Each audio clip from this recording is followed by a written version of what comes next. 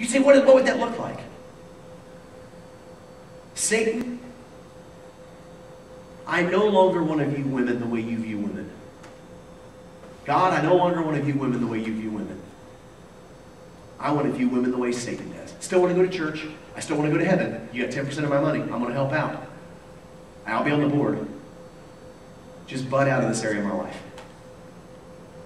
And Satan, I invite you into my life. I want you to have authority over every sexual aspect of my life. Come in my home. I want you involved in how I raise my daughter. I want you involved in how I raise my son. I want you to color the most intimate aspects of my marriage. I want you to control through me how my wife views herself. Stay out. Come in. That's what sin is. It's not just something physical that you do. Yeah, I shouldn't have done that. What are you talking about? Yeah, I guess I did sin. Yeah, I won't do that anymore. Really? That's not what the Bible says. You become a slave. You become a slave to sin. I bought a house this last time I've been here. Up in Tennessee. Everything changed. I had motorhomes, pulled a car. Everything we did financially was non-for-profit stuff. No tax, different tax laws, all that. Got a house, got a personal car there, so my wife can have something to drive around when I'm not there. Dealt with it different. So 15 years of ingrained in ministry, a lot of the tax laws I've kind of forgotten. Took some of our tax check. $3,000 is all we had. I didn't want a payment. Looked and looked and looked and looked for a car. Craigslist, everywhere. Finally, so frustrated with people trying to sell me junk. Get on Facebook. Anybody have a car? My old quizzing coach kicked me off the quiz team. Emails me, true story. It says my daughter, she was little, now she's big, and married a captain in the Marine Corps, going back over for his second tour in Iraq that time, gone for 2 years. He had a 1999 Ford Explorer, four-wheel drive, Eddie Bauer edition. He was kind of nicer. It was old, but it was low mileage. Worth about $5,500. They said, we'll give it to you for the $3,000. It was a blessing. And it wasn't a minivan, praise the Lord. So I bought it. Telling my next door neighbor about all this. Sin is crouching at my door. Moved new to the house, getting ready to go pick up the Ford. Telling my neighbor about it, witnessing to him as he goes to church. About how God had made a way, 3,000. Just, it's all the money we had. He looks at me and he goes, did you incorporate in that taxes and licensing? And again, non-for-profit focus. And I was like, oh yeah, that'd be like $50. I was like, $50? How much you pay for it? $3,000? He goes, you can go for $450. It's like, $450? You'd be kidding me. Everybody lives like that around here? That's incredible. You know, it's so easy when you launder money through the ministry and so, you just you don't have to pay anything. You know, it's incredible. And so I really freaked out about it. Well, he looked at me and he says, there's a way around that. And I said, well, I'm listening. He says, when you go pick up the vehicle, you're going to give me $3,000 for it. I said, that's true. He said, when you get the title, you get to put how much you paid for it. He said, you pay taxes on that. He said, so instead of putting down you paid $3,000, put $300. That way you pay the taxes on the $300, not the $3,000. You're still paying $3,000. But you put down $300. He says, if they have a problem with it, you can give them $50. You're still going to make money on it. And I was like, that's a great idea. Wow. You patent that, dude. And then I began to think, I was like, hold on. I was like, that's dishonest. It's lying. In fact, that's not even lying. That's one, that 2-for-1 sin. That's lying and stealing. And he looks at me and he goes, no, that's not lying. That's a white lie. Yeah, seriously, it's in 2 Galatians. There's white lies, there's gray lies, and there's black lies. Black lies are no-no. Gray lies, I wouldn't do them too often if I were you. White lies are good. I was like, where do you go to church, dude? That's what I told him. I was like, where do you go to church? There's no 2 Galatians. It's a lie. Do you understand what I would have done? This is the profound effect sin has on a believer's life. This is what I would have done if I would have sinned. I would have said, Jesus, I love you with all my heart.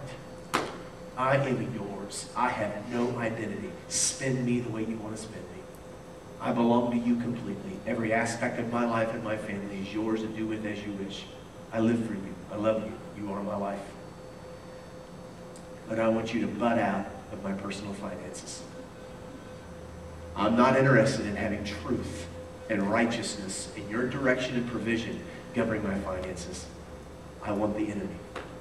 And whether I knew it or not, I would have said, Satan, I invite you into my home, my first home, and our first car that we've owned.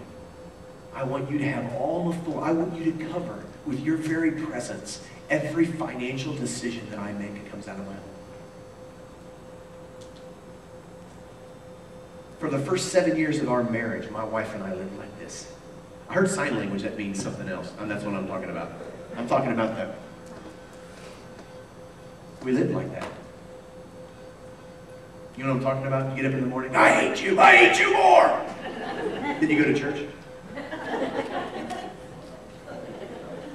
You obviously never do that. So, but we lived like that for years, just constantly. And then about 7 or 8 years ago, Jesus came down and opened our eyes to it. And I didn't get to the study yet. It was already so plain. I was thinking about my wife the way the enemy did. It was bondage that was passed down. We come from a long line of broken homes.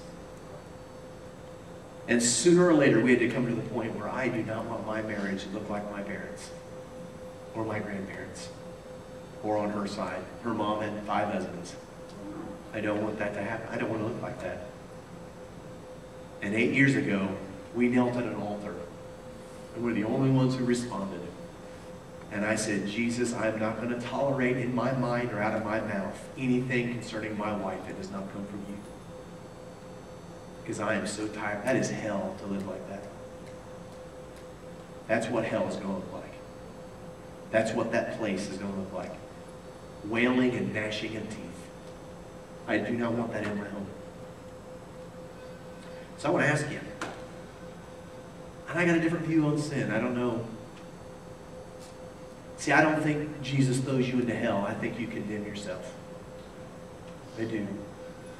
I think he's done everything he'll ever need to do to save you. And he's begging you to come in. So I don't think you're necessarily evil people. You're slaves and you're deceived. No pressure this morning, but I want to ask you, where have you given Satan authority in your life?